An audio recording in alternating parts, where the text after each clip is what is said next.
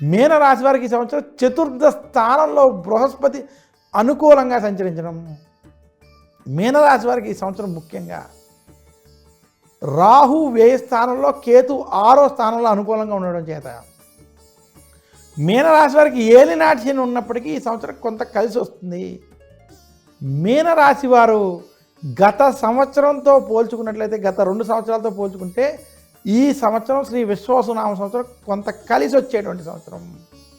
చాలామంది మేము ఏలినాటి శనిలో ఉన్నాం, జన్మ శనిలో ఉన్నాం అని భయపడేటువంటి వారికి ఈ సంవత్సరం మీరు భయపడాల్సిన పని లేదు. ఈ సంవత్సరం మీకు శుభ ఫలితాలు ఉండబోతున్నాయి. ఎందుకంటే మీనరాశి వారికి చతుర్థ స్థానంలో బృహస్పతి అనుకూలంగా వ్యవహరించడం, అలాగే మీనరాశి వారికి ముఖ్యంగా ఈ సంవత్సరం జన్మశని ఉన్నప్పటికీ రాహుకేతులు అనుకూలమైనటువంటి స్థానాల్లో ఉండడం చేత శుభ ఫలితాలను పొందుతారు.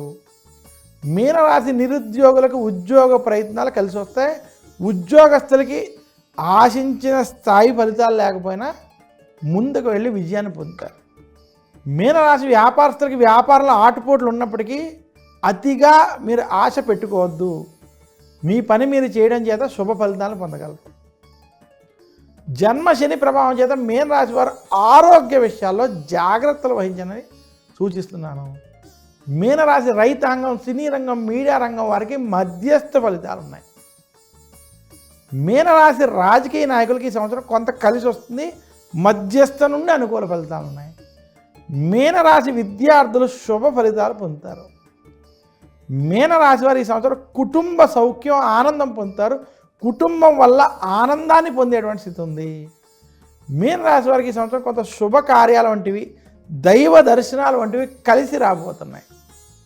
మీనరాశి వారికి శ్రీ విశ్వావసునామ సంవత్సరం వృత్తి, ఉద్యోగ, వ్యాపార పరంగా చూసుకుంటే ఈ సంవత్సరం శుభ ఫలితాలు, అనుకూల ఫలితాలు, అభివృద్ధితో కూడుకున్నటువంటి ఫలితాలు స్పష్టంగా కనపడుతున్నాయి.